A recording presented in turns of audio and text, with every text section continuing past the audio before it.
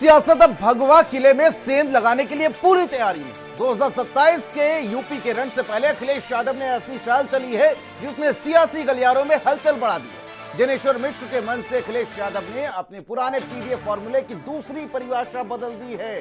जी हां, पीडीए का अब पीडी का मतलब पीडीए में पंडित यानी कि ब्राह्मण भी होगा। सवाल है, क्या अखिलेश यादव की नजर बीजेपी का सबसे मजबूत और भरोसेमंद वोट बैंक पर है?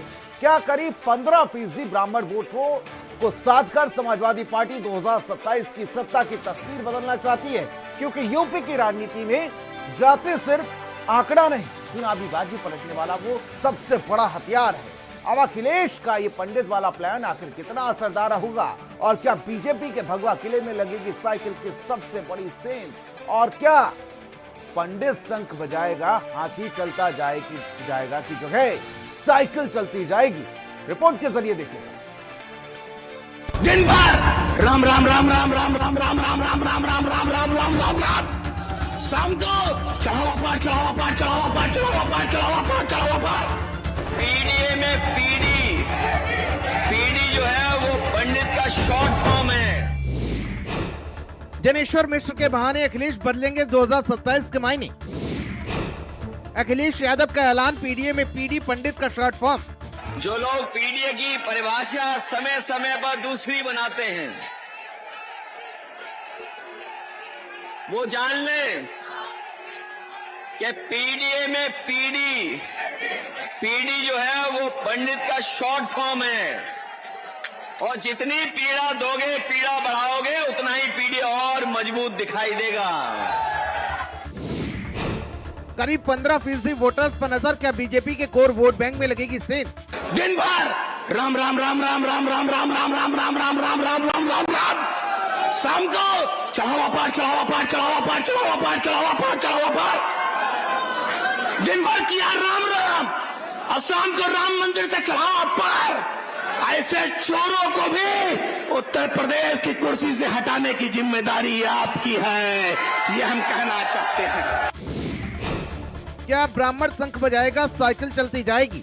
ये जो कार्यक्रम हुआ है भूतो न भविष्यति, न इतना बड़ा पीछे किसी एक कार्यक्रम हुआ था और न भविष्य में होगा।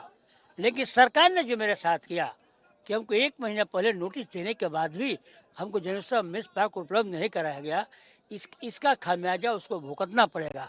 और भुगतना ये होगा कि समाजवादी पार्टी की 27 में सरकार बनेगी और भारतीय जनता पार्टी को जाना। 115 सीटों पर ब्राह्मण वोटर कार्ड, अखिलेश का नया मास्टर प्लान।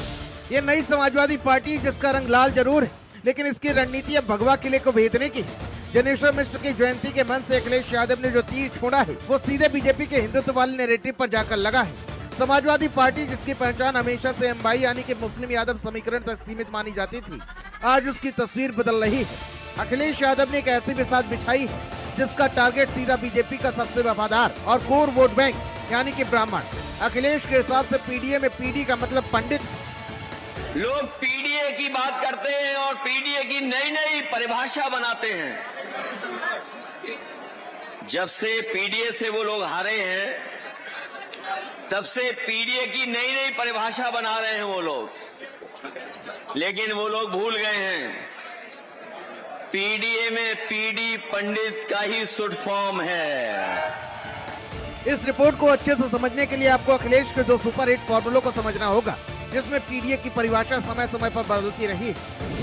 अखिलेश के पीडीए का पुराना फॉर्मूला जिसमें पी फॉर पिछड़े, डी फॉर दलित और ए फॉर अल्पसंख्यक है, तो वही नया और हिडन फॉर्मूला समझिए जिसमें पी का मतलब पिछड़े और पंडित है यानी कि ब्राह्मण, डी का मतलब दलित और ए में अल्पसंख्यक और अगड़े आते हैं। अखिलेश ने अपने पीडीए फॉर्मूले की डिक्शनरी बदलते हुए साफ कह दिया पीडीए में पीडी का मतलब पंडित है। अब समझिए इस पूरी कवायद की असली इनसाइड स्टोरी और वो सियासी गणित जिसके लिए सारा ताना बाना बुझा जा रहा है। 2024 के लोकसभा चुनाव में पीडीए फॉर्मूले ने सपा को 27 सीटें दिला दी, लेकिन विधानसभा चुनाव का गेम अलग है। उत्तर प्रदेश में ब्राह्मण वोटरों की संख्या करीब 15% है। ये वो वोटर है जो सिर्फ वोट नहीं डालता बल्कि हवा बनाता है।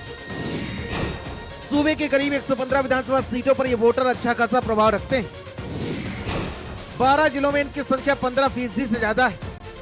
पूर्वांचल के जिलों में गोरखपुर, वाराणसी, प्रयागराज, देवरिया, बलिया, बस्ती, साथ ही अवध क्षेत्र में कानपुर, लखनऊ, गोंडा और अयोध्या में निर्णायक भूमिका में पाए जाते हैं। अखिलेश का कैलकुलेशन बिल्कुल क्लियर है। अगर बीजेपी के स्कोर वोट बैंक में से सपा थोड़ा हिस्सा भी ले लेती है तो 2027 का गेम पूरी तरह पलट सकता है। अखिलेश अब सिर्फ बातें नहीं कर रहे, वो एक्शन ले रहे हैं। पार्टी में ब्राह्मण नेताओं, विधायकों और सांसदों को अहमियत दी जा रही है और आज के कार्यक्रम के संयोजक भी बागी बलिया के सांसद सनातन पांडे थे और मंच पर उनका साथ दे रहे थे अयोध्या वाले पवन पांडे।